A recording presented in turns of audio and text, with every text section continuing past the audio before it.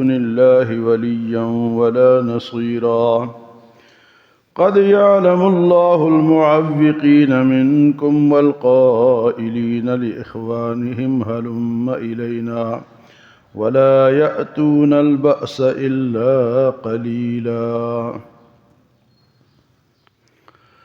غزوہ احزاب کے اندر بے شمار ایسے واقعات رونما ہوئے ہیں جس کے لیے اللہ پاک نے پورے 2 رکوع میں اس کا بیان فرمایا ہے۔ غزوہ احزاب میں، احزاب کے معنی آپ کو بتائیں گے کہ بہت سارے گروہ جنہوں نے مدینے پہ حملہ کیا۔ حزب کی جمع احزاب، بہت سارے گروہ۔ تو 1 مہینے تک یہ خندق کا محاصرہ رہا۔ مہینے کے بعد وہ خود ہی بھاگ گئے، یعنی حضور صلی اللہ علیہ وسلم اور صحابہ کرام تو مدینہ منورہ کے اندر رہے، دفاع کرتے رہے، تیر اندازی بھی ہوتی رہی، لیکن 1 مہینے کے بعد بس وہ لوگ وہاں سے اللہ نے ایسا عذاب بھیجا، ہوا، ٹھنڈی ہوا کا، اور اللہ پاک فرماتے کچھ ایسے میں نے فوجی بھیجے جو کہ تمہیں نظر نہیں آ رہے تھے، یہ اللہ پاک نے فرشتے بھیجے۔ اب مہینے کے بعد جب یہ لوگ چلے گئے تو سرکار دو عالم صلی اللہ علیہ وسلم اور آپ کے صحابہ نے 1 مہینے کے بعد ہتھیار اتارے۔ مہینہ بھر آپ ہتھیار بند رہے، اسی کے ساتھ نماز، اسی کے ساتھ کھانا، اسی کے ساتھ بیٹھنا اٹھنا سونا، ہتھیاروں کے سمیت۔ اب ہم سوچیں کہ اسلام کے لیے ہماری کیا قربانی ہے؟ تو صحابہ کرام کی اور حضور صلی اللہ علیہ وسلم کی یہ قربانیاں ہیں جو آج ہم مسلمان ہیں۔ 1 مہینے تک ہم 1 دن بھی ہتھیار نہ بن سکے۔ تو مہینے کے بعد آپ صلی اللہ علیہ وسلم، آپ نے حضرت حذیفہ کو بھیجا تھا کہ دیکھ کیا ہو کہ کیا کہہ رہے، تو ابو سفیان نے کہا کہ ہم جاتے ہیں۔ تو حضرت ابو حذیفہ ابن یمان کہتے ہیں کہ جب میں واپس آیا تو حضور صلی اللہ علیہ وسلم کو میں نے خبر سنائی، آپ مسکرائے، آپ نماز پڑھ رہے تھے، نماز کا میں نے انتظار کیا، آپ مسکرائے، اور پھر میں جب جا رہا تھا اور آ رہا تھا تو یہ بھی ایک معجزہ تھا کہ اتنے ٹھنڈ میں مجھے ٹھنڈ نہیں لگ رہی تھی، جیسے میں گرمی میں جا رہا ہوں، گرمی میں واپس آ رہا ہوں۔ اور پھر جناب حضور صلی اللہ علیہ وسلم مسکرائے، اور آپ نے وہ چادر آپ نے ڈالی تھی کچھ میرے اوپر ڈال دی، میں وہاں سو گیا، تھکا ہوا تھا۔ جب سو گئے تو فجر کے ٹائم حضور صلی اللہ علیہ وسلم نے ارشاد فرمایا، قم یا حذیفہ یا نعمان، اے زیادہ سونے والے اٹھ۔ تو آپ اٹھ گئے نماز کے لیے۔ آپ نے صحابہ میں اعلان کر دیا کہ بھئی بس چلے جاؤ، اپنے اپنے گھروں کو چلے جاؤ۔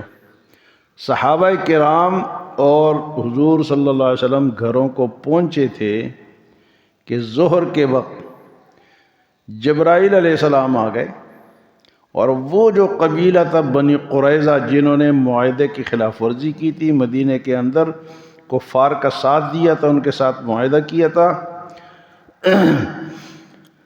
تو جبرائیل علیہ السلام آئے اور عرض کی، اللہ کے رسول آپ نے تو ہتھیار اتار دیے، لیکن فرشتوں نے ابھی تک ہتھیار نہیں اتارے، فرشتوں نے ابھی تک ہتھیار باندھے ہوئے، اور اللہ کا حکم ہے کہ بنو قریظہ پہنچے۔ مہینہ 1 جہاد رہا، اور اس کے بعد وہ جنہوں نے غداری کیا وہ ان کے پاس۔ تو آپ صلی اللہ علیہ وسلم نے ارشاد فرمایا کہ صحابہ کرام عصر کی نماز بنو قریظہ میں پڑھو، ہتھیار نہ اتارو، اور عصر کی نماز کہاں پڑھو؟ بنی قریظہ میں۔ اب صحابہ کرام تو حضور صلی اللہ علیہ وسلم میں شہدائی تھی، ہمارے طرح ہوتے تو ہم تو 100 بہانے کرتے نا، ہم یہاں کسی کو تبلیغ کے ساتھ بھیجتے ہیں کہ رہے جی وہ میری امی نہیں مان رہی، کوئی کہ میرا ابو نہیں مان رہا، کوئی میری دکان خالی ہے۔ تو صحابہ کرام چل پڑے، تو راستے میں عصر کا وقت ہو گیا، تو اب دو گروپ بن گئے صحابہ کے۔ ایک نے تو کہا کہ حضور نے فرمایا کہ عصر کی نماز بنو قریظہ میں پڑھو، تو نماز وہاں ہم نے جا کے پڑھنی ہے۔ اور دوسرے گروپ نے کہا کہ نہیں، حضور صلی اللہ علیہ وسلم کا مقصد وہاں پہنچنا تھا، اب نماز کا ٹائم ہو گیا تو نماز پڑھ کے ہم چلتے ہیں۔ تو کچھ نے نماز راستے میں پڑھ لی وقت پر، اور کچھ نے وہاں جا کے لیٹ پڑھی۔ تو اب یہ اختلاف ہو گیا، ایک حدیث میں اختلاف ہو گیا نا۔ اب اس اختلاف کو کون دور کر سکتا ہے؟ میں اور آپ کر سکتے ہیں؟ نہیں کر سکتے۔ تو یہ فقہائے کرام جو ہے نا، جنہوں نے یہ مسئلے نکالے، جس طرح ہم حنفی ہیں، کوئی حنبلی ہے، کوئی شافعی ہے، تو یہ انہوں نے ان مسئلوں کو حل کیا ہے۔ تو حضور صلی اللہ علیہ وسلم جب پہنچے تو آپ کو بتایا گیا کہ ہم نے تو کچھ نے نماز پڑھ لی اور کچھ نے یہاں آ کے پڑھی۔ آپ صلی اللہ علیہ وسلم نے ارشاد فرمایا کہ دونوں نے ٹھیک کیا، مقصد دونوں کا ایک ہی تھا کہ وہاں پہنچنا ہے، چاہے نماز کے بعد پڑھ کے پہنچے یا وہاں جا کے پڑھے۔ آپ صلی اللہ علیہ وسلم نے فرمایا کہ دونوں نے ٹھیک کیا۔ تو اب جو مجتہد ہوتا ہے وہ جب کسی مسئلے کو، اب یہ ایک حدیث آ گئی، اس کے دو معنی ہیں، تو اب یہ مجتہد حل کرتا ہے، ہر عام آدمی اس کو حل نہیں کر سکتا۔ لیکن مجتہد وہ ہوتا ہے جو اجتہاد کر سکتا ہے، ہر ایرا غیرہ مجتہد نہیں ہوتا، کیونکہ کہ میں کہتا ہوں تو کون ہے بھئی؟ مجتہد بننا پہلے اس کے لیے ضروری ہے، مجتہد ہونا اس کے لیے۔ تو یہ اختلاف اس طرح حل ہوا کہ دونوں نے جو کام کیا وہ ٹھیک کیا، اس میں غلطی دونوں کی نہیں ہے۔ اگر یہ ہم ہوتے تو ہم کہتے ہیں تم نے غلطی کی، تم نے یہاں کیوں نماز پڑھی؟ اور وہ والے کہتے کہ بھئی ہم نے تو حضور کے فرمان کے مطابق پڑھی ہے، تم نے وہاں کیوں پڑھی ہے؟ تو یہ اختلاف پھر اس طرح یہ مسائل میں بے شمار اختلاف ہے۔ تو اس کو میں اور آپ حل نہیں کر سکتے، جنہوں نے حل کر کے دیا ہمیں چاہیے کہ ہم اس کے پیچھے چلیں۔ اس کو کہتے ہیں تقلید۔ کیا کہتے ہیں؟ پیچھے چلنا۔ تو تقلید نہیں کرے گے تو گمراہ ہو جائیں گے۔ ہر بندہ کہے جی میں تو یہ سمجھتا ہوں، بھئی تو کون ہے؟ اس کے لیے اجتہاد کی ضرورت ہے۔ بہرحال وہاں جب گئے تو ان کو تو پتہ چل گیا، قبیلے والوں کو، کہ مسلمان آ گئے، ہماری تو اب خیر نہیں ہے۔ انہوں نے قلعہ بند کر دیا، قلعے کے اندر۔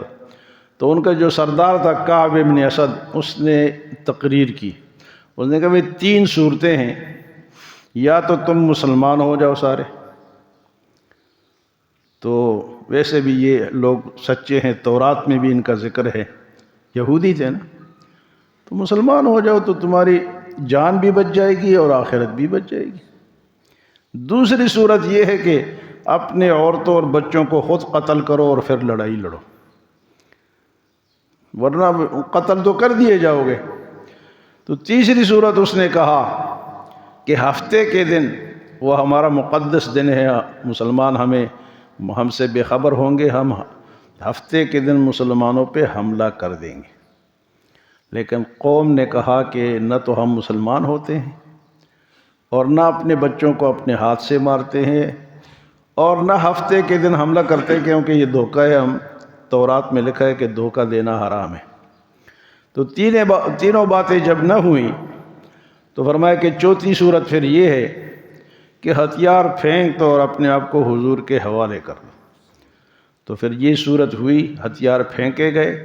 تو حضور صلی اللہ علیہ وسلم نے ارشاد فرمایا کہ اوس قبیلہ، جس کے سردار حضرت سعد بن معاذ تھے، جن کا پیچھے میں ذکر کر چکا ہوں، وہ زخمی ہو گئے تھے، تیر ان کو لگا، زخمی تھے، لیکن انہوں نے ایک دعا کی تھی کہ یا اللہ، حضور صلی اللہ علیہ وسلم کے خلاف جب تک کافر یہ لڑائیاں لڑتے رہیں، مجھے اس وقت تک زندہ رکھنا تاکہ میں حضور کا دفاع کروں، میری حفاظت ہو، جب تک یہ کافر، ہاں اگر یہ لڑائیاں ختم ہو جائے تو پھر بے شک مجھے موت دے دے، میں شہید ہو جاؤں۔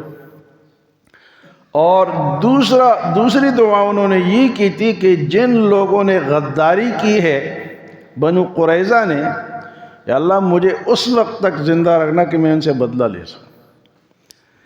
تو اب یہ لوگ جو تھے حضرت سعد ابن معاذ جو کہ زخمی تھے اور مسجد نبوی میں ان کے خیمہ لگا ہوا تھا، اس خیمے میں صحابہ کے ان کی تیمارداری کرتے رہے، تو اس خیمے میں ان کے حوالے یہ کیے گئے کہ بھئی ان کا فیصلہ آپ کرو، حضرت سعد ابن معاذ کے سپرد کیے گئے۔ تو حضرت سعد نے جو فیصلہ کیا وہ فیصلہ یہ تھا کہ ان کے جوان جو لڑنے والے ان کو تو قتل کر دیا جائے، اور بچوں اور عورتوں اور بوڑھوں کو غلام بنا دیا جائے، ہاں جی، اور ان کا مال اسباب و مال غنیمت بن جائے گا۔ تو اسی طرح ہوا، پھر جوانوں کو قتل کیا گیا، مرد اور عورتیں جو تھے وہ غلام بن گئے، کیونکہ اسلام میں غداری کی سزا تو ہے، اور پھر جو مال اسباب تھا وہ مال غنیمت بن گیا۔ اس طرح ان یہودیوں کا حضور صلی اللہ علیہ وسلم نے مدینے میں خاتمہ فرمایا کہ تم غداری بھی کرتے ہو، اور مدینہ والا کے حضور سے ان کا معاہدہ تھا پہلے کہ ہم حضور کا ساتھ دیں گے مدینہ کی دفاع میں۔ تو یہ باتیں، یہ تفصیلات، یہ تفسیر میں اور حدیث میں اس کا بیان ہے۔ یہاں تو آیت سے تو مختصر ہے، فرمایا کہ قد یعلم اللہ قل من ذا الذی یعصمکم من اللہ، آپ ان سے کہہ دیں کہ کون، من ذا الذی، تمہیں کون بچائے گا اللہ سے، قل من ذا الذی یعصمکم من اللہ ان اراد بکم سوءا او اراد بکم رحمہ، اگر اللہ تم سے کسی سزا کا تمہارے لیے حکم کرے یا تمہارے اوپر رحمت بھیج دے، اس کی مرضی ہے، لیکن اس سے کوئی بچا نہیں سکتا۔ وَلَا يَجِدُونَ لَهُم مِّن دُونِ اللَّهِ وَلِيًّا وَلَا نَصِيرًا، اور اللہ کے سوا نہ تو تمہارا کوئی مددگار ہے اور نہ کوئی دوست ہے۔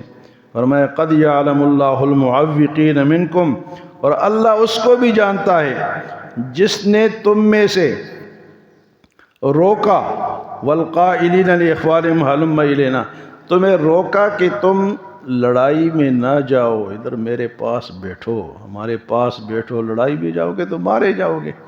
اس کا واقعہ اس طرح ہے کہ دو بھائی تھے، ایک کھانا کھا رہا تھا، وہ تھا منافق اور دوسرا مخلص تھا، نے کہا یار ادھر ہی بیٹھو، چھوڑو، مارے جاؤ گے، ادھر نہ جاؤ۔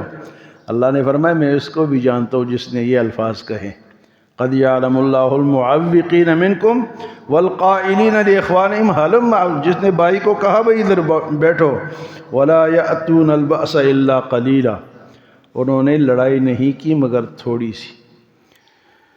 تو مزید اس کے اگلے آیات میں واقعات آئیں گے۔ اللہ ہمیں عمل اور سمجھ کی توفیق عطا فرمائے۔